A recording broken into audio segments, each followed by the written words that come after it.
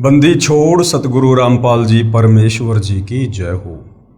परम पिता परमात्मा सारी सृष्टि के रचनहार कुल मालिक असंख्य ब्रह्मांडों के स्वामी जगत गुरु तीनों लोकों में प्रवेश करके सबका धारण पोषण करने वाले राजा धीराज आत्माधार नाथों के नाथ देवों के देव महादेव सर्वेश्वर महेश्वर मृत्युंजय अजरो अमर आदि अनादि सनातनी प्रभु जगत पिता जगदीश्वर श्री श्री 1008 की उपाधि के वास्तविक अधिकारी अकाल मूर्त शब्द स्वरूपी राम वासुदेव सर्वगतम्बरम परम पूज्य प्रथम पूज्य परम संत परम पुरुष परम धनी परम दयालु सत्य कबीर हक्का कबीर अल्लाहु कबीर अल्लाहु अकबर बाखबर अल्लाह ताला जगत के तारणहार जगत के मुक्तिदाता जगत के जगन्नाथ हारे के सहारे हिंदुओं के राम मुसलमानों के अल्लाह सिखों के वाहिगुरु ईसाइयों के मसीह दया के सागर दया निधि करुणा के सागर करुणा निधि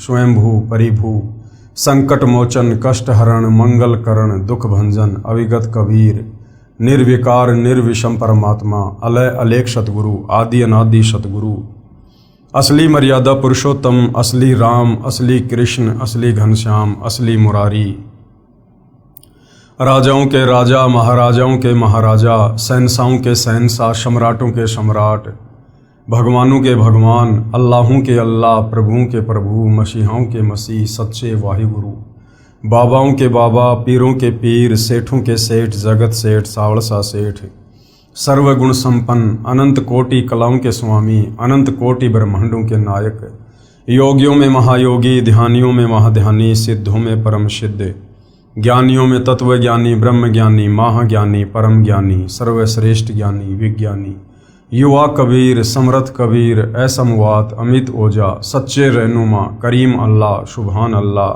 दुनिया के अंतिम पैगंबर 8 सितंबर 1951 से गांव धनाना जिला सोनीपत हरियाणा भारतवर्ष की पावन भूमि पे प्रकट रियल कल्कि भगवान श्री नारायण साकार हरि श्री बाबा साहेब नूर अनंत परमात्मा सच्चे दरवेश सच्चे बाखबर संत श्रोमणी सतगुरु रामपाल जी परमेश्वर जी के चरण कमल में आप और हम सभी भाई बहनों का अनंत कोटि दंडवत प्रणाम।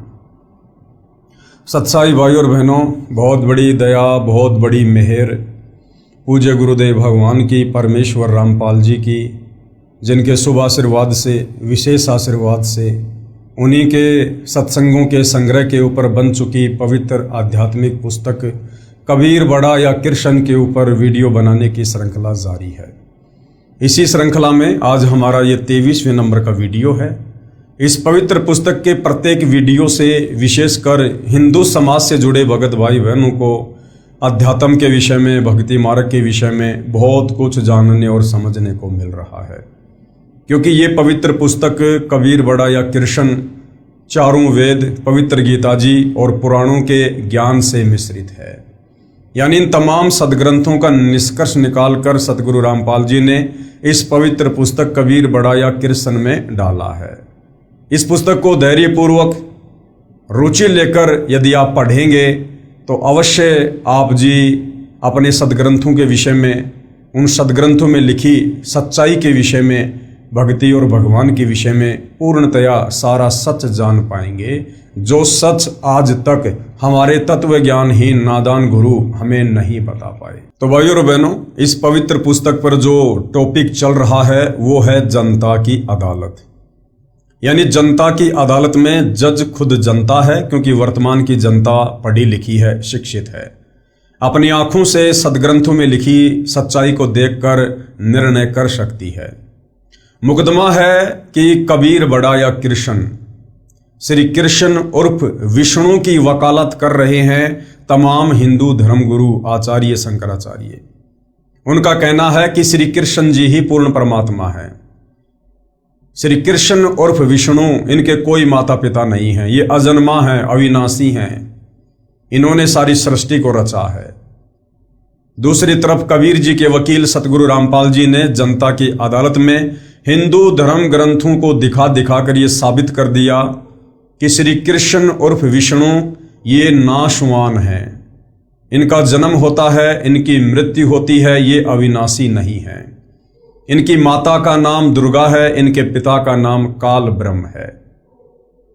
अब भाइयों और बहनों, जनता की अदालत में शिक्षित जनता अपनी आंखों से अपने ही हिंदू धर्म ग्रंथों में लिखी सच्चाई को देखकर अध्यात्म से परिचित हो रही है और अध्यात्म को और ज्यादा जानने की रुचि उनमें जो है उत्पन्न हो रही है।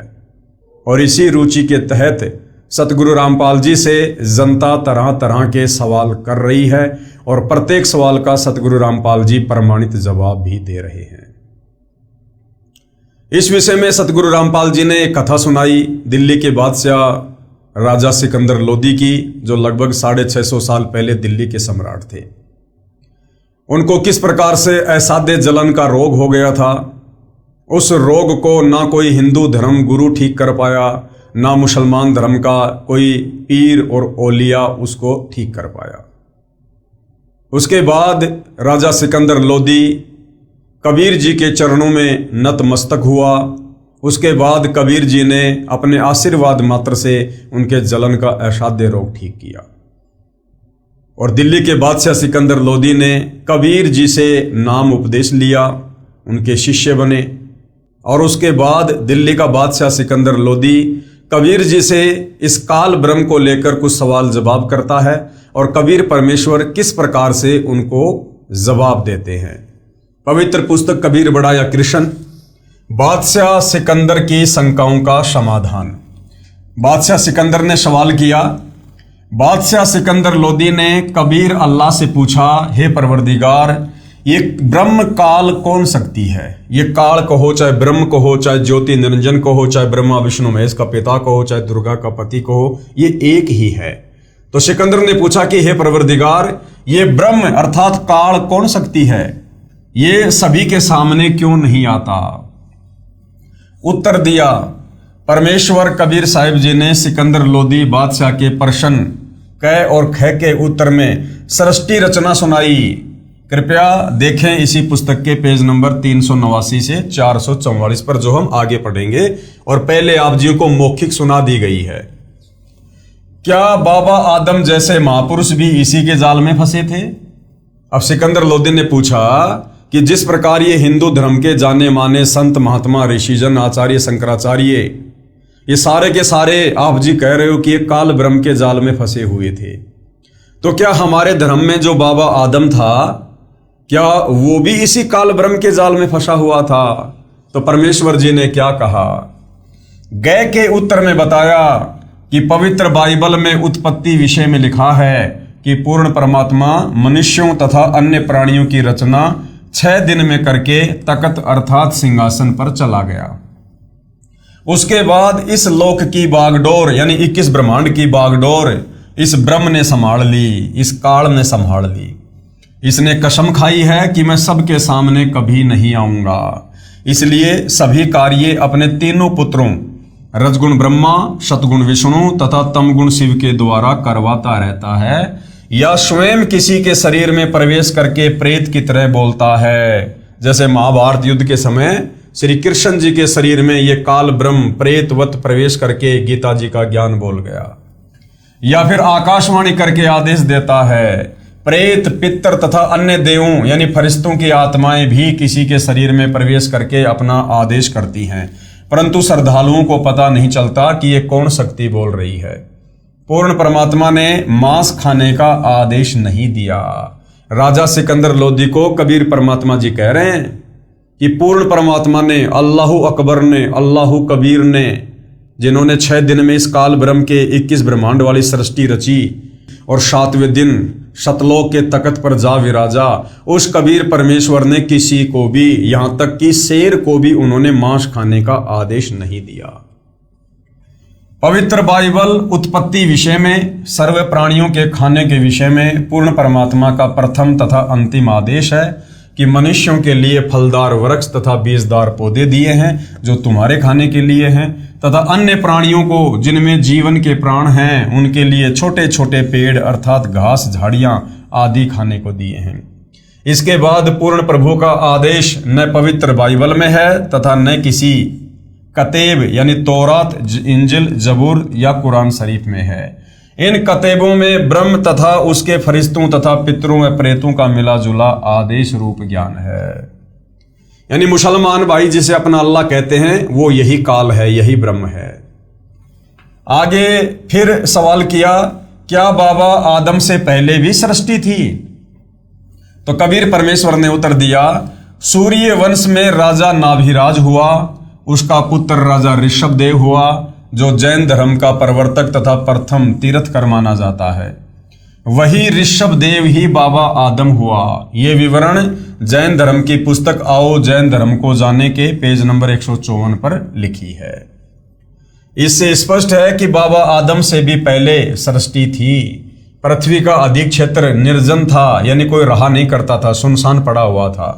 एक दूसरे क्षेत्र के व्यक्ति भी आपस में नहीं जानते थे कि कौन कहाँ रहता है। ऐसे स्थान पर ब्रह्म ने यानी काल ने फिर से मनुष्य आदि की सृष्टि की। उत्पत्ति ऐसे स्थान पर की जो अन्य व्यक्तियों से कटा हुआ था। काल के पुत्र ब्रह्मा के लोक से ये पुण्यात्मा बाबा आदम अपना कर्म संस्कार भोगने आया था। जो बाबा आदम था वो श्री ब्रह्मा जी के लोक से आई हुई आत्मा थी। फिर शास्त्रानुकूल साधना ना मिलने के कारण पितृ योनि को प्राप्त होकर पितृलोक में चला गया। बाबा आदम से पहले फरिश्ते थे, पवित्र बाइबल ग्रंथ में लिखा है। फिर आगे सिकंदर लोदी ने सवाल किया, यदि अल्लाह का आदेश मनुष्यों को मांस न खाने का है तो बाइबल तथा कुरान शरीफ में कैसे लिखा गया? तो क्या उत्तर दिया कबीर परमेश्वर जी ने? उत्तर, पवित्र बाइबल में उत्पत्ति विषय में लिखा है कि पूर्ण परमात्मा ने 6 दिन में सृष्टि रचकर 7वें दिन विश्राम किया।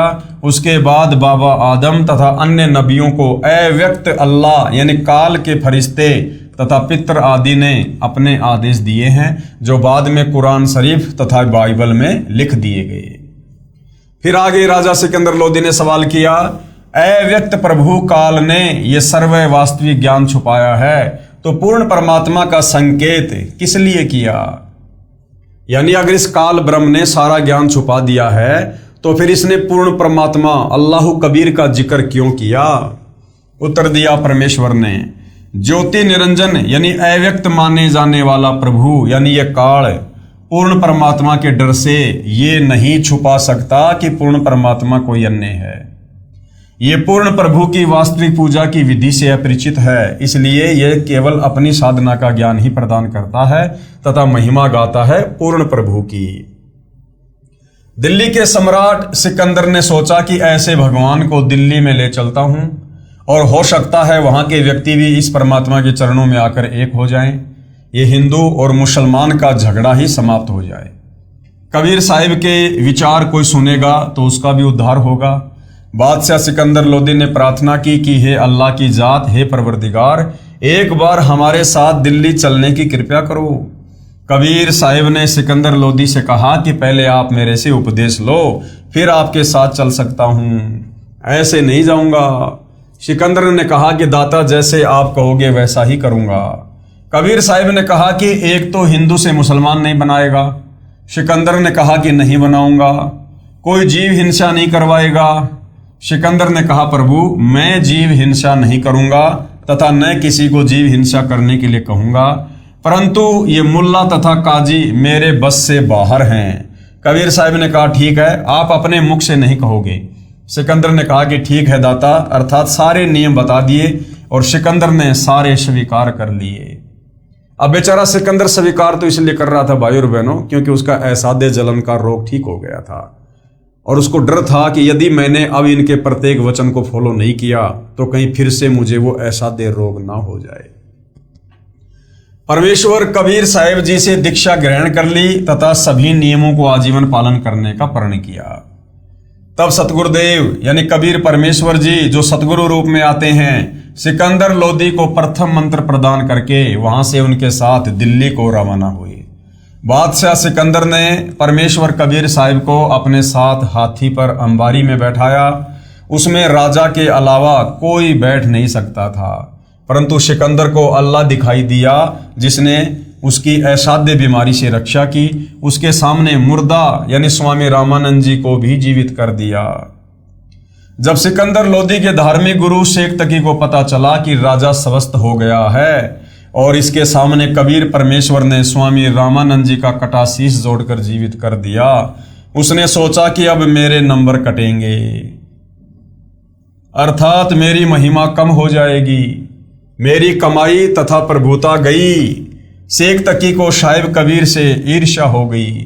वह विचार करने लगा कि किसी प्रकार इसको नीचा दिखाऊं ताकि सिकंदर के हृदय से ये उतर जाए और मेरी प्रभुता बनी रह जाए।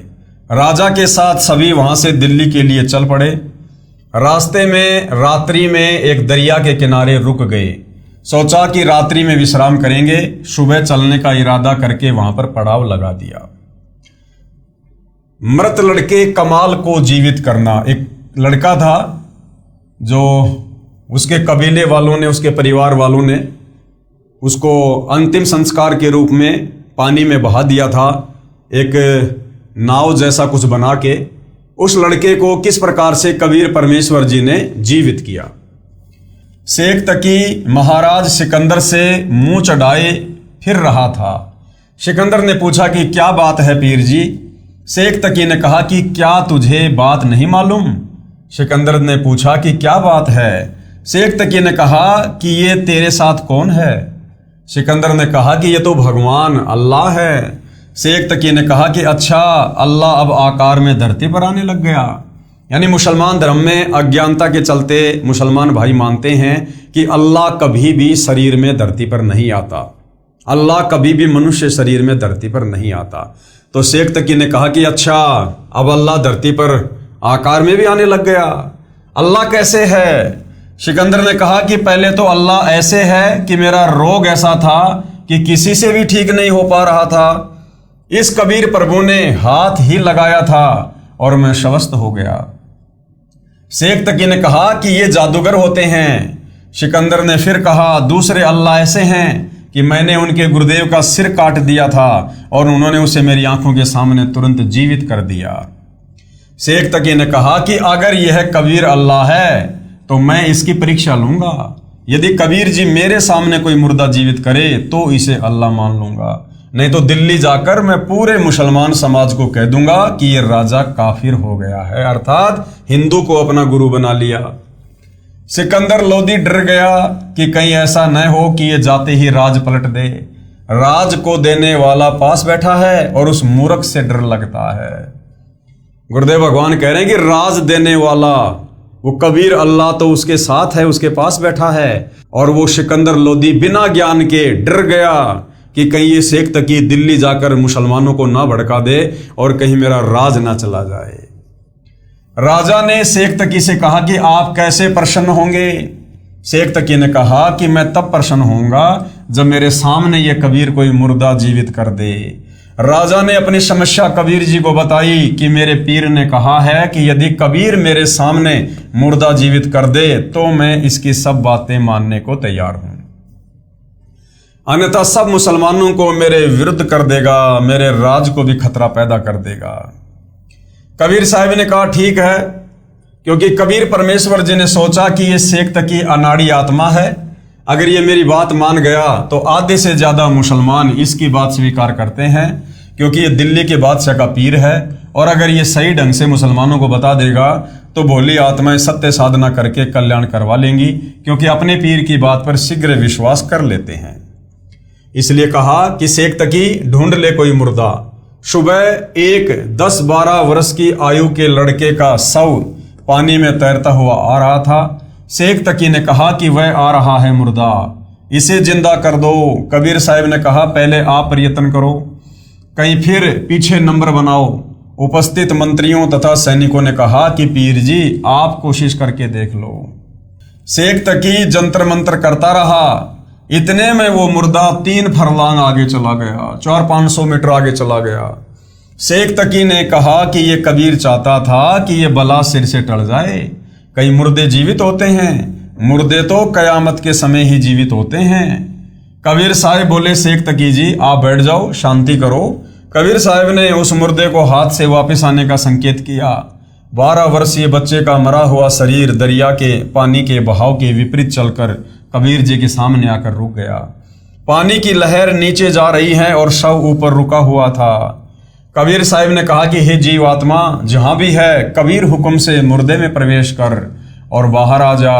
कबीर साहब ने इतना ही कहा था कि शव में कंपन हुई तथा जीवित होकर बाहर आ गया। कबीर साहब के चरणों में दंडवत प्रणाम किया। बोलो कबीर परमेश्वर जी की जय हो। सर्व उपस्थित जनों ने कहा कि कबीर साहब ने तो कमाल कर दिया, उस लड़के का नाम कमाल रख दिया।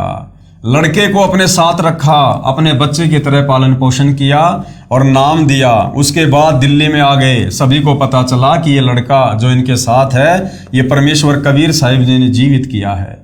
दूर तक बात फैल गई। शेख तकी की तो मां सी मर गई। सोचा ये कबीर अच्छा दुश्मन हुआ, इसकी तो और ज्यादा महिमा हो गई। शेख तकी की ईर्ष्या बढ़ती ही चली गई। उसकी 13 वर्षीय लड़की को मृत्यु पश्चात कब्र में जमीन में दबा रखा था। शेख तकी की लड़की 12-13 साल की थी, वो मर चुकी थी और 10-12 दिन हो गए थे उसको कब्र में दबाए हुए। शेख तकी ने कहा यदि कबीर मेरी लड़की को कब्र में दफना रखी है, जीवित करेगा तो मैं इसे अल्लाह मान लूंगा। शेख तकी द्वारा कबीर जी की अन्य परीक्षाएं, कमाली के पहले के जन्म, पूर्ण मुक्ति पूर्ण संत बिना असंभव। अब ये जो शेख तकी की लड़की थी जिसको बाद में कमाली का नाम दिया गया, अब परमेश्वर इस आत्मा के अन्य जो जन्म हुए हैं सतयुग त्रेता द्वापर, परमेश्वर उनका भी जिक्र कर रहे हैं। सतयुग में कमाली वाला जीव विद्याधर पंडित की पत्नी दीपिका थी। फिर त्रेता युग में ऋषि वेदविग जो विद्याधर वाली ही आत्मा थी की पत्नी सूर्या थी। सतयुग तथा त्रेता युग में परमात्मा कबीर जी बालक रूप में इन्हीं को प्राप्त हुए थे। यानी सतयुग में और त्रेता युग में कबीर परमात्मा जो एक एक लीला हर युग में करते हैं कमल के विकसित फूल पर शिशु रूप में प्रकट होने की, तो सतयुग में और त्रेता युग में कबीर परमेश्वर जी ने जो अपने परवरिश की लीला करवाई थी जिन आत्माओं को निमित्त बनाकर, उनमें ये कमाली और पंडित रामानंद थे। तत्पश्चात अन्य जीवन धारण किए तथा कलयुग में मुसलमान धर्म में राबी लड़की का जन्म हुआ, यानी राबिया नाम से फिर उसका जन्म हुआ। उसके पश्चात एक जीवन वैश्या रूप में जिया, फिर बांसुरी नामक लड़की का जन्म हुआ, फिर कमाली नामक शेख तकी की लड़की हुई। राबिया के प्रमाण में साखियां संत गरीबदास साहिब द्वारा रचित ग्रंथ साहिब के पारक के अंक की वाणी नंबर 56 से 59 में है। गरीब सुल्तानी मक्के गए, मक्का नहीं मुकाम, गया रांड के लेन को कहे अदम सुल्तान। गरीब राबिया परसी रबशू मक्के की असवारी, 3 मंजिल मक्का गया बीवी के दीदार। फिर राबिया बंसुरी बनी, मक्के चढ़ाया शीश, सुल्तान अदम चरणों लगे धनी सतगुरु जगदीश। बनसरी से बेश्या बनी, शब्द सुनाया राग, बहुरी कमाली पुत्री, जुग जुग त्याग्या त्याग बैराग। प्रमाण के लिए संत गरीबदास साहिब द्वारा रचित ग्रंथ साहिब के अचला के अंक की वाणी नंबर 363 से 368 तक। गरीब राबी को सतगुरु मिले, दीन्या अपना तेज, ब्याही एक सहाब से बीबी चढ़ी न सेज। यानी उसने पति पत्नी व्यवहार नहीं किया राबिया वाले जीवन में, शादी करने के बाद भी। गरीब राबी मक्के को चली, धरा अला का ध्यान, कुत्ती एक प्यासी खड़ी, छूटे जात हैं प्राण। गरीब केस उपाड़े शीस के, बाटी रस्सी बीन, जाके वस्त्र बांध कर जल काढ़ा पर बीन। गरीब सुन ही को पानी पिया, उतरी अरस आवाज, 3 मंजिल मक्का गया बीबी तुमरे काज। बीबी मक्के पर चढ़ी, राबी रंग अपार, 1,80,000 जहां देखें सब संसार। गरीब राबी पटरा घा लेकर किया जहां स्नान, 1,80,000 बहे मंगर मल्या सुल्तान। उपरोक्त वाणियों में निम्न कथा का संक्षिप्त वर्णन है। एक राबी यानी राबिया नाम की लड़की मुसलमान धर्म में उत्पन्न हुई।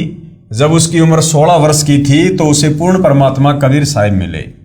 प्रभु में बहुत प्रेम था। रोजा रखना, नमाज करना, ईद मनाना जो परंपरागत साधना धर्म अनुसार थी वह पूरी लगन से किया करती थी।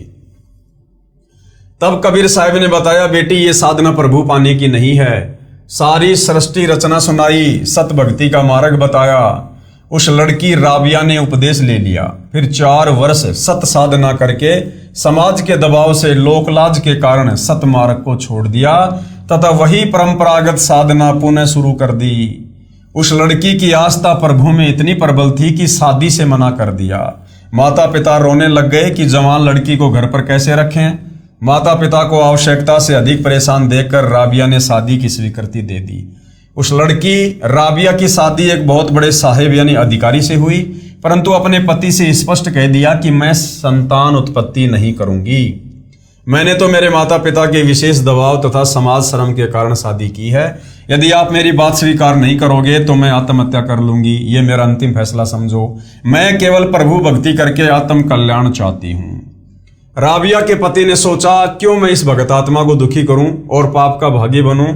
सोच विचार करके कहा कि राबिया, जिस प्रकार आपने समाज का डर था, ऐसे ही मेरा भी अपना एक समाज है। आपको समाज की दृष्टि में मेरी पत्नी के रूप में रहना पड़ेगा। मेरी दृष्टि में आप मेरी बहन होंगी। तुझे घर से बाहर नहीं जाने दूंगा। आप भजन भक्ति करो, कहो तो आपके लिए 2 नौकरानी छोड़ देता हूं। राबिया बहुत प्रसन्न हुई तथा कहा कि हे प्रभु, आपने मेरी बड़ी सुनी। उस दिन के बाद राबिया मुसलमान धर्म में प्रचलित साधना करती रही। मुसलमान धर्म में जन्म था। ईद और बकरीद, रोजे आदि श्रद्धा से करती थी। जब 50 वर्ष से ऊपर की आयु हो गई तब अपने पति से कहा कि कहते हैं कि मक्का में जाना अति आवश्यक होता है। अब न जाने प्राण कब निकल जाएं। एक बार मैं हज करना चाहती हूँ। उसके पति ने कहा कि आप जा सकती हो, कहो तो आपके लिए कोई ऊंट की व्यवस्था करवा देता हूँ। राबिया ने कहा कि मैं पैदल यात्रा करूंगी, अन्य भी बहुत यात्री जा रहे हैं। उसके पति ने कहा कि आप जा सकती हो। राबिया ने मक्के में हज के लिए प्रस्थान किया। रास्ते में देखा एक कुतिया बहुत प्यासी थी। वह कुतिया कभी राबिया के पैरों की ओर दौड़कर आ रही थी, कभी कुएं की ओर जा रही थी। राबिया समझ गई कि ये कुतिया बहुत प्यासी है, साथ में इसके छोटे छोटे बच्चे भी नजर आ रहे हैं। इसको जल प्राप्त नहीं हुआ तो ये प्राण त्याग जाएगी, इसके बच्चे भी मर जाएंगे। भगत आत्मा में दया बहुत होती है। राबिया कुएं पर गई, वहां देखा न वहां बाल्टी थी और ना कोई रस्सा था। आसपास कोई गांव भी नजर नहीं आ रहा था। राबिया ने आओ देखा न ताओ अपने सिर के बालों को उखाड़ कर एक लंबी रस्सी बनाई। अपने ही कपड़े, क्योंकि उस समय मोटे खादी के कपड़े पहना करते थे, उतार कर रस्सी से बांध कर कुएं में जल से भिगोकर बाहर निकाले और एक मटके का टूटा हुआ आधा हिस्सा वहीं पर रखा हुआ था, उसको भर दिया। कुतिया ने बहुत शीघ्रता से पानी पिया। राबिया का सारा शरीर लहूलुहान हो गया। अपने कपड़ों से सारे शरीर को पोंछकर और उन कपड़ों को धोकर पहन लिया तथा जैसे ही चलने के लिए तैयार हुई, इतने में वह मक्का ज्यों का त्यों यानी वहां से उठकर राबिया के लिए उस कुएं के पास आ गया। आकाशवाणी हुई कि हे भगतमती, तेरे लिए वह मक्का 3 मंजिल अर्थात 60 मील से उड़कर आया है। आप इसमें प्रवेश करो। राबिया ने उसमें प्रवेश किया। मक्का वहां से उठा और वायुयान की तरह उड़कर वापस यथास्थान पर आ गया। इस लीला को देखकर समाज में एक विशेष चर्चा हो गई कि भक्ति हो तो राबिया जैसी। मुसलमान समाज में मीराबाई की तरह राबिया का नाम आदर के साथ लिया जाने लगा। सभी उसका विशेष सत्कार करने लगे। कुछ समय पश्चात राबिया ने प्राण त्याग दिए और दूसरा जन्म मुसलमान धर्म में एक बनसूरी नाम की लड़की का हुआ। क्योंकि जहां जीव के संस्कार होते हैं वहीं उसकी उत्पत्ति होती रहती है। इतनी अच्छी धार्मिक वृत्ति की लड़की बहुत अच्छे प्रभु के गुणगान करती थी और अपनी धार्मिक पूजा मुसलमान धर्म के अनुसार पूरी आयु करती रही। उस लड़की ने भी लोकवेद के आधार से यही सुना था कि यदि मक्का में प्राण निकल जाएं तो उसके लिए जन्नत का द्वार खुल जाता है, यानी वह जीव सीधा स्वर्ग बहिष्ठ चला जाता है। वृद्ध होने पर हज करने मक्का में गई। सोचा कि इससे अच्छा सुअवसर और क्या होगा यदि मक्का में प्राण निकल जाएं और स्वर्ग प्राप्ति हो जाए। लड़की ने अपना सिर काटकर मक्के में चढ़ा दिया। सारे मुसलमान समाज में इस बात की विशेष चर्चा हो गई कि कुर्बानी प्रभु के नाम पर ऐसे होती है, बनसूरी तो जन्नत में जाएगी। अब यहां नादान व्यक्तियों को सोचना चाहिए कि कुर्बानी अपनी करनी चाहिए, प्रभु के नाम पर बकरे और गाय या मुर्गे की नहीं। वास्तव में कुर्बानी प्रभु चरणों में समर्पण तथा सत्य भक्ति की होती है। शीश काट देने तथा अविधि पूर्वक साधना करने से मुक्ति नहीं होती। ये तो काल की भूल भुलैया है। कुर्बानी गर्दन काटने से नहीं होती, समर्पण से होती है, यानी मर्यादा में रहकर भक्ति करने से होती है। प्रभु के निमित्त हृदय से समर्पण कर दे कि हे प्रभु, तन भी तेरा, धन भी तेरा, ये दास या दासी भी तेरी। ये कुर्बानी प्रभु को पसंद है। हिंसा हत्या प्रभु कभी पसंद नहीं करता। उसके बाद उसी लड़की राबिया का तीसरा जन्म अन्य समाज में हुआ। कर्म आधार पर वैश्या बनी। पूर्ण परमेश्वर सत्य पुरुष कबीर साहिब ही जीव के पाप कर्म काट सकता है, अन्य नहीं काट सकते। जैसे हिंदुस्तान का राष्ट्रपति फांसी की सजा को भी क्षमा कर सकता है, अन्य सजाएं तो कहना ही क्या है, अन्य कोई भी फांसी की सजा को क्षमा नहीं कर सकता। इसी प्रकार पूर्ण परमात्मा यानी परम शक्ति युक्त कबीर साहिब हमारे सर्व दुखों का निवारण कर सकते हैं, अन्य कोई खुदा किस्मत में लिखे कष्ट को समाप्त नहीं कर सकता। राबिया की शेष कथा। राबिया वाली आत्मा ने वैश्या का जीवन पूर्ण करके प्राण त्याग दिए। उसी राबिया का चौथा मानव जन्म शेख तकीकी यानी पीर के यहाँ लड़की के रूप में हुआ, जो सिकंदर लोदी का धार्मिक गुरु दिल्ली में था। 12 वर्ष की आयु पूरी करके वह लड़की शरीर त्याग गई। उसको कब्र में दबा दिया गया। कबीर साहिब कहते हैं कि गरीब जो जन मेरी शरण है, ताका हूं मैं दास, और गैल गैल लाग्या रहूं जब तक धरणी आकाश। गरीब जो बच्चा गऊ की नजर में, यूं साईं को संत, भक्तों के पीछे फिरे भगत वत्सल भगवंत। उस पूर्ण परमात्मा की भक्ति अर्थात कबीर देव अपनी भक्ति जो स्वयं संत रूप में आकर बताता है, उस सतगुरु रूप में प्रकट कबीर साहिब के बताए अनुसार सत भक्ति इस लड़की ने 4-5 वर्ष की थी। उसके बाद त्याग दी थी। उस भक्ति के परिणाम स्वरूप इसको लगातार 3 मनुष्य शरीर प्राप्त हुए। उसका आगे मनुष्य जीवन का संस्कार शेष नहीं था। अब इस आत्मा ने 84 लाख योनियों में कष्ट पर कष्ट उठाना था। कबीर प्रभु दयालु है, कारण बताया। उस लड़की को वहां कब्र से जीवित करके अपने चरणों में लेकर के कमाली नाम रखा और इस प्यारी बिटिया को उपदेश दिया और मुक्ति प्रदान की। इसी प्रकार हमने ये सोचना होगा कि हम जड़ों में पानी डालेंगे तो पौधा हरा भरा होगा, हम पत्ते और टहनियों की पूजा कर रहे हैं, ये गलत है। कबीर अक्सर पुरुष एक पेड़ है, निरंजन वाकी डार, तीनों देवा शाखा हैं, पात रूप संसार। यानी उल्टा लटका हुआ संसार रूपी वृक्ष है। गीता अध्याय 15 श्लोक नंबर 104 में तत्वदर्शी संत की पहचान बताई है कि उल्टा लटका हुआ संसार रूपी वृक्ष है। इसकी ऊपर को जड़ें परम अक्षर पुरुष, सत्य पुरुष, पूर्ण ब्रह्म है, और जमीन से बाहर जो तना दिखाई देता है वो अक्षर पुरुष यानी परब्रह्म समझो। उसके बाद तने की एक मोटी डार होती है, उस डाल को ज्योति निरंजन यानी ब्रह्म काल समझो। उस डार की फिर 3 शाखाएं ब्रह्मा विष्णु महेश समझो, और फिर इनकी ये टहनियां देवी देवता और पत्ते संसार समझो। ऐसा कबीर साहिब ने पूरी सृष्टि रचना को एक ही दोहे में सुना दिया। उसके बाद शेख तकी की मृत लड़की कमाली को जीवित करना, यानी कमाली नाम तो फिर उसका बाद में पड़ा। शेख तकी ने देखा कि यह कबीर तो किसी प्रकार भी काबू नहीं आ रहा। तब शेख तकी ने जनता से कहा कि यह कबीर तो जादूगर है, ऐसे ही जंत्र मंत्र दिखाकर इसने बादशाह सिकंदर की बुद्धि भ्रष्ट कर रखी है। सारे मुसलमानों से कहा कि तुम मेरा साथ दो वरना बात बिगड़ जाएगी। बोले मुसलमानों ने कहा पीर जी हम तेरे साथ हैं, जैसे तू कहेगा ऐसे ही करेंगे। शेख तकी ने कहा इस कबीर को तब प्रभु मानेंगे जब मेरी लड़की को जीवित कर देगा जो कब्र में दबी हुई है। पूज्य कबीर साहिब से प्रार्थना हुई। कबीर साहिब ने सोचा ये नादान आत्मा ऐसे ही मान जाए, क्योंकि ये सभी जीव आत्माएं कबीर साहिब के बच्चे हैं। ये तो काल ने धर्म का हमारे ऊपर कवर चढ़ा रखा है, एक दूसरे के दुश्मन बना रखे हैं। शेख तकी की लड़की का शव कब्र में दबा रखा था। शेख तकी ने कहा कि यदि मेरी लड़की को जीवित कर दे तो मैं इस कबीर को अल्लाह स्वीकार कर लूंगा और सभी जगह ढिंढोरा पिटवा दूंगा कि यह कबीर जी भगवान है। कबीर साहिब ने कहा कि ठीक है। वह दिन निश्चित हुआ। कबीर साहिब ने कहा कि सभी जगह सूचना दे दो, कहीं फिर किसी को शंका न रह जाए। हजारों की संख्या में वहां पर भगत आत्मा दर्शनार्थ एकत्रित हुई। कबीर साहिब ने कब्र खुदवाई। उसमें एक 12-13 वर्ष की लड़की का शव रखा हुआ था। कबीर साहिब ने शेख तकी से कहा कि पहले आप जीवित कर लो। सभी उपस्थित जनों ने कहा कि महाराज जी यदि इसके पास कोई ऐसी शक्ति होती तो अपने बच्चे को कौन मरने देता है। अपने बच्चे की जान के लिए व्यक्ति अपना तन मन धन लगा देता है। हे दीनदयाल आप कृपया करो।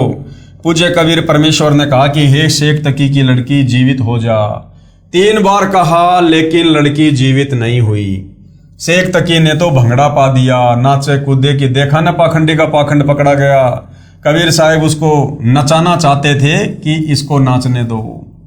कबीर राज त्यागना सहज है, सहज त्रिया का ने, मान बढ़ाई ईर्ष्या दुर्लभ तजनाई। मान बढ़ाई ईर्ष्या की बीमारी बहुत भयानक है।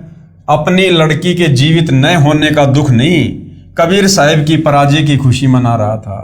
कबीर साहब ने कहा कि बैठ जाओ महात्मा जी, शांति रखो। कबीर साहब ने आदेश दिया कि हे जीवात्मा जहां भी है, कबीर आदेश से इस शव में प्रवेश करो और बाहर आओ। कबीर साहब का कहना ही था, इतने में शव में कंपन हुआ और वह लड़की जीवित होकर बाहर आ गई। कबीर साहब के चरणों में दंडोत प्रणाम किया। बोलो सतगुरुदेव भगवान की जय हो। उस लड़की ने 1.5 घंटे तक कबीर साहब की कृपा से प्रवचन किए। कहा, हे भोली जनता, ये भगवान आए हुए हैं, पूर्ण ब्रह्म अनंत कोटि ब्रह्मांड के परमेश्वर हैं। क्या तुम इसको एक मामूली जुलाहा धानक मान रहे हो? हे भूले भटके प्राणियों, ये आपके सामने स्वयं परमेश्वर आए हैं। इनके चरणों में गिरकर अपने जन्म मरण का दीर्घ रोग कटवाओ और शतलोक चलो, जहां पर जाने के बाद जीवात्मा जन्म मरण के चक्कर से बच जाती है। कमाली ने बताया कि इस काल के जाल से बंदी छोड़ कबीर साहब के बिना कोई नहीं छुड़ा सकता। चाहे हिंदू पद्धति से तीर्थ व्रत, गीता, भागवत, रामायण, महाभारत, पुराण, उपनिषद, वेदों का पाठ करना, राम कृष्ण ब्रह्मा विष्णु शिव शेरावाली, आदि माया, आदि भवानी, प्रकृति देवी और ज्योति निरंजन की उपासना भी क्यों ना करें। जीव 84 लाख प्राणियों के शरीर के कष्ट से नहीं बच सकता और मुसलमान पद्धति से भी जीव काल के जाल से नहीं छूट सकता। जैसे रोजे रखना, ईद बकरीद मनाना, 5 वक्त नमाज करना, मक्का मदीना में जाना, मस्जिद में बंग देना आदि सब व्यर्थ है, बेकार है।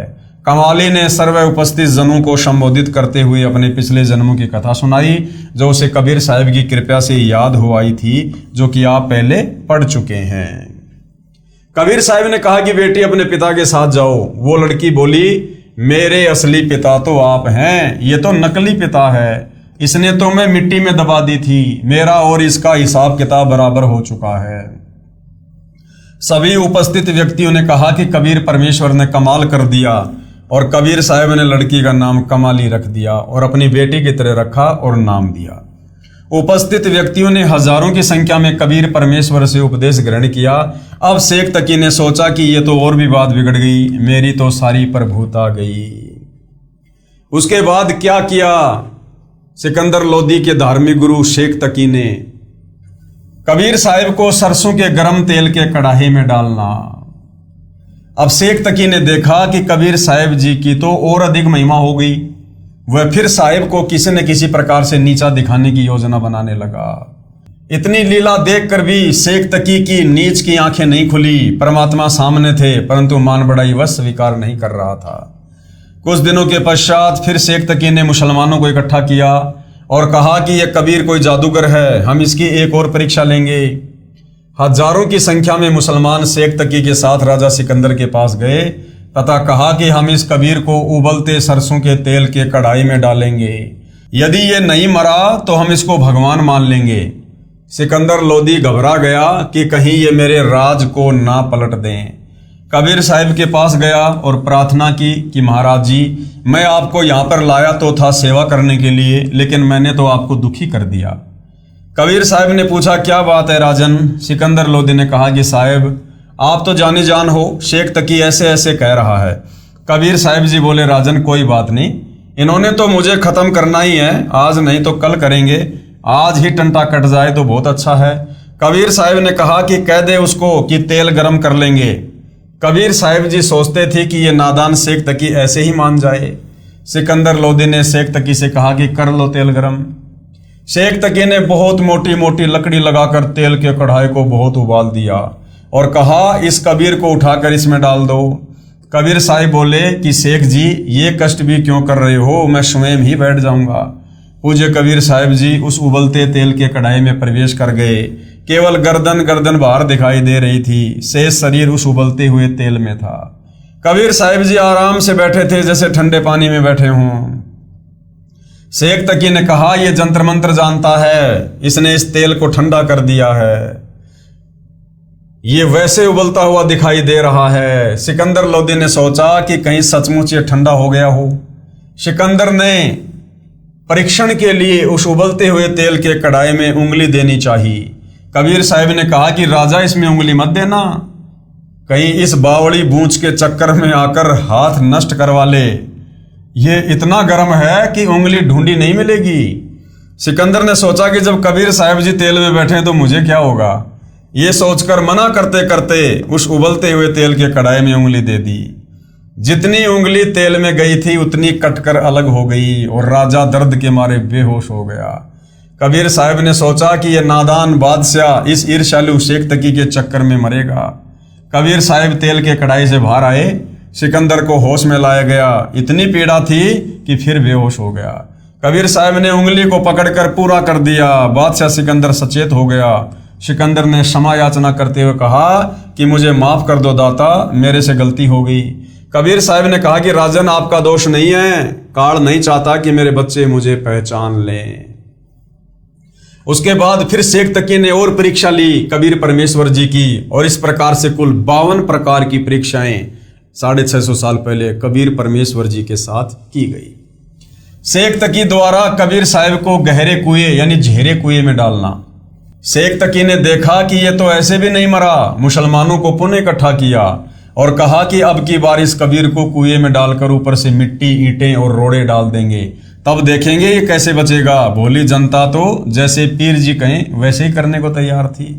शेख तकी ने सिकंदर लोदी से कहा कि हम इसकी एक और परीक्षा लेंगे। सिकंदर ने पूछा कि क्या परीक्षा लोगे। शेख तकी ने कहा, हम इसको झेरे कुएं में डालेंगे और फिर देखेंगे कि वहां से कैसे जीवित होगा।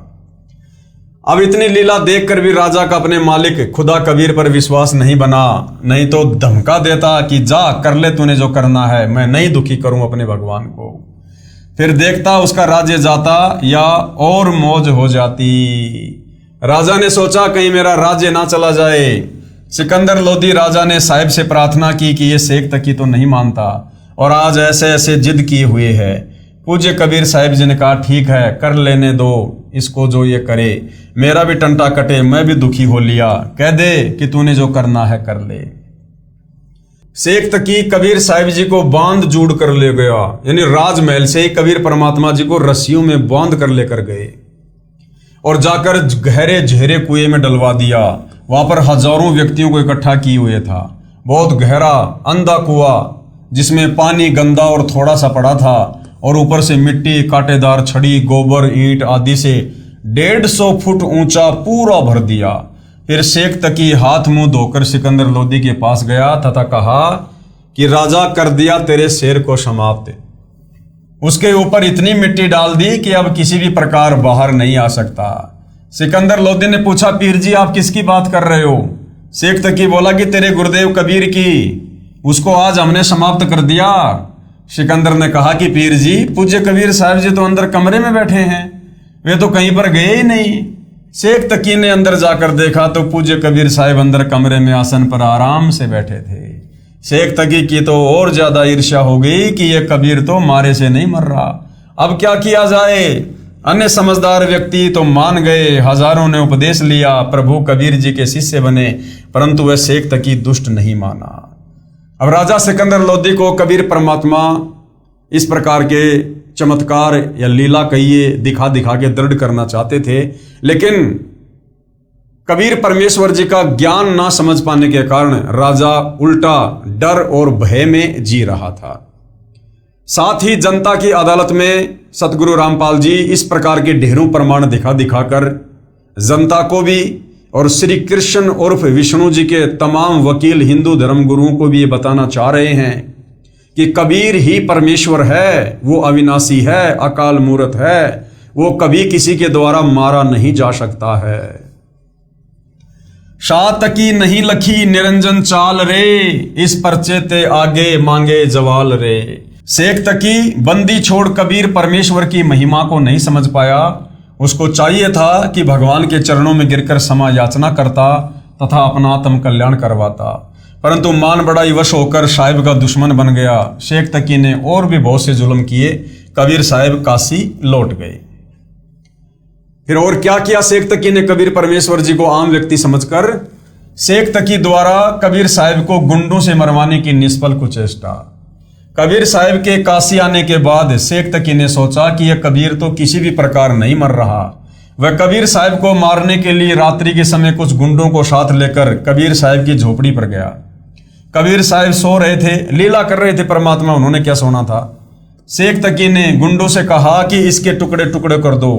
गुंडों ने तलवार से पूज्य कबीर साहब जी के टुकड़े टुकड़े कर दिए और अपनी तरफ से मरा हुआ जानकर चल पड़े। जब वे झोपड़ी से बाहर निकले तो पीछे से कबीर साहब ने उठकर कहा कि पीर जी दूध पीकर जाना, ऐसे थोड़े जाते हैं। शेख तकी व उसके गुंडों ने सोचा कि ये भूत है, वहां से भाग गए। उन गुंडों को तो बुखार हो गया, कई दिन तक बुखार नहीं उतरा। फिर साहिब कबीर उनके पास गए और उनको ठीक किया तथा कहा कि ये पीर तुम्हें मरवा कर छोड़ेगा, ये तुम्हें गुमराह कर रहा है। तब उन्होंने कबीर साहब से क्षमा याचना की। श्री कृष्ण जी की उपस्थिति में ऋषि दुर्वासा के श्राप से श्री कृष्ण जी का पूरा परिवार व पूरा यादव कुल आपस में लड़कर मर गया। अब कबीर परमेश्वर जी कितने शक्ति युक्त हैं और श्री कृष्ण उर्फ विष्णु ये कितने शक्ति युक्त हैं, ये जनता की अदालत में अब जनता को कबीर जी के वकील सतगुरु रामपाल जी उन तमाम हिंदू धर्म गुरुओं के सामने बता रहे हैं कि अभी तो आपने देखा कि किस प्रकार से बादशाह सिकंदर लोदी का धार्मिक पीर शेख तकी कबीर परमेश्वर को मारने की कुचेष्टा करता है, कितने प्रयास करता है, तरह तरह के हथकंडे अपनाता है, लेकिन वो विफल हो जाता है। क्योंकि कबीर परमात्मा अविनाशी हैं, उनका शरीर हाड़ मांस का नहीं है, उनका शब्द रूप है। और फिर श्री कृष्ण और विष्णु के विषय में जनता की अदालत में बताया जा रहा है कि किस प्रकार से श्री कृष्ण जी का, उनके पूरे परिवार का, उनके रिश्तेदारों का, उनके यादव समाज का ऋषि दुर्वासा के शराप के चलते सर्वनाश हो गया। 56 करोड़ यादव, जिनमें श्री कृष्ण और उनका पूरा परिवार भी शामिल था, आपस में कट कट करके मर गए एक दुर्वासा ऋषि के शराप के कारण। और उधर शेख तकी, उसने इतने जुल्म किए, वो कबीर परमेश्वर का बाल भी बाका नहीं कर पाया। तो कबीर बड़ा या कृष्ण, यही समझाया जा रहा है जनता की अदालत में। तो कबीर जी के वकील सतगुरु रामपाल जी कह रहे हैं कि श्री कृष्ण जी की उपस्थिति में ऋषि दुर्वासा के शराप से श्री कृष्ण जी का पूरा परिवार व पूरा यादव कुल आपस में लड़कर मर गया। श्री कृष्ण जी उस लड़ाई यानी गृह युद्ध को रोक नहीं पाए, अपने कुल की रक्षा नहीं कर पाए, तथा त्रेता युग में श्री विष्णु जी ने श्री रामचंद्र रूप में बाली राजा को पेड़ की ओट लेकर धोखे से मारा था, उसका बदला द्वापर युग में श्री कृष्ण रूप में देना पड़ा। यानी अपने कर्म भी ये विष्णु जी नहीं काट पाए। श्री कृष्ण जी को बाली वाली आत्मा, जो समय शिकारी, जो बालिया नाम से जन्मा था, उसने विषाक्त यानी जहर से बुझे तीर से मारा, अपनी रक्षा भी नहीं कर सके, तथा ऋषि दुर्वासा के शराप से भी बचाव नहीं कर सके, जो 3 ताप में एक ताप है। संत गरीबदास जी ने कहा है कि तुम कौन राम का जपते जापम, ताते कटे ना तीनों तापम। अर्थात आप किस प्रभु को इष्ट रूप में मानकर जाप करते हो, यानी श्री विष्णु यानी राम भगवान की भक्ति से 3 ताप नहीं कट सकते। परम अक्षर ब्रह्म यानी कबीर जी ही 3 ताप काट देते हैं और होने वाले युद्ध को भी टाल सकते हैं। परमेश्वर कबीर जी की मृत्यु नहीं हुई, वे शरीर सतलोक गए थे। तो भाई और बहनों, ये सारी बातें जनता की अदालत में भोली भाली नादान जनता की आंखें खोलने के लिए, जो कथाएं हम दिन रात पढ़ा करते थे हमारे सदग्रंथों में, रामायण में, महाभारत में, पुराणों में, लेकिन हम उन कथाओं के मर्म को नहीं समझ पा रहे थे तत्वदर्शी संत की शरण के अभाव में। और ये हमारे नादान धर्म गुरु ये कथाएं जरूर सुनाते थे, परंतु तत्व ज्ञान के अभाव में इन कथाओं का मर्म निष्कर्ष ना ये खुद जानते थे, ना ये जनता को समझा पाए, और भोली भाली जनता को पूर्ण ब्रह्म परमेश्वर कबीर साहिब की महिमा से दूर रखा। तो अब सतगुरु रामपाल जी जनता की अदालत में इन्हीं कथाओं को सुना सुनाकर जनता की आंखें खोल रहे हैं, उन्हें निष्कर्ष तक पहुंचा रहे हैं कि ये मनुष्य जन्म केवल परमात्मा प्राप्ति के लिए मिला है। और इस मनुष्य जन्म में हम परमात्मा प्राप्ति ना कर लें, तत्वदर्शी संत की शरण में ना चले जाएं, इसके लिए ये काल ना जाने कितने प्रकार के तरह तरह के हथकंडे अपनाता है। और उन्हीं हथकंडों में एक हथकंडा है ये तमाम धर्म गुरु खड़े करना। ये सारे के सारे काल के दूत हैं, काल के एजेंट हैं, चाहे मुसलमान धर्म के हों, चाहे हिंदू धर्म के हों, चाहे सिख या ईसाई धर्म के हों। तो जनता अब धीरे धीरे अपने धर्मशास्त्रों से ये सारे प्रमाण देखकर, कथाएं सुनकर अब धीरे धीरे विचार कर रही है। उनकी बुद्धि में ये बातें समा रही हैं कि वास्तव में परमात्मा कोई और है। हम श्री ब्रह्मा, श्री विष्णु, श्री महेश को परमात्मा मानते थे, ये तो बहुत छोटी शक्ति हैं, ये तो खुद जन्म और मरण में हैं। तो धीरे धीरे जनता अब अध्यात्म की ओर रुचि ले रही है। और भाई और बहनों, जब तक हम अपने धर्मशास्त्रों में वर्णित सत्ज्ञान से, शास्त्र अनुकूल साधना से परिचित नहीं होंगे, तब तक भला हम कैसे निष्कर्ष निकाल सकते हैं कि हमने किस परमेश्वर की भक्ति करनी चाहिए जिससे हमारा जन्म मरण का रोग सदा सदा के लिए मिट जाए, कट जाए। तो अब जनता भी समझेगी और कोशिश करेंगे तो ये नादान धर्मगुरु भी समझेंगे। अन्यथा जनता शिक्षित है, इन नादान धर्मगुरुओं को छोड़कर, इनको फटकार कर जगत गुरु तत्वदर्शी सतगुरु रामपाल जी की शरण में आएगी और अपनी आत्मा का कल्याण करवाएगी। और जो नादान इतने सारे प्रमाण देखकर भी नहीं मानेंगे, वो फिर अपनी अंत में दुर्गति ही करवाएंगे। फिर वो लक 84 योनि में जाएंगे, नरक में गिरेंगे, तपस्या का कष्ट भोगेंगे या अन्य प्राणियों की योनियों में जन्म लेकर तरह तरह की पीड़ा भोगने पर मजबूर होंगे। तो भाइयों और बहनों, ये सिलसिला इसी प्रकार से चलता रहेगा। धीरे धीरे हम इस विषय को समझेंगे। तो आज के टॉपिक में केवल इतना ही। कल परमेश्वर जी के आशीर्वाद से हम फिर सेवा में हाजिर होंगे। तब तक पूज्य गुरुदेव भगवान हम सबको आज्ञा दे, आशीर्वाद दे, सद्बुद्धि दे, हमारा मार्गदर्शन करे। बंदी छोड़ सतगुरु रामपाल जी परमेश्वर जी की जय हो।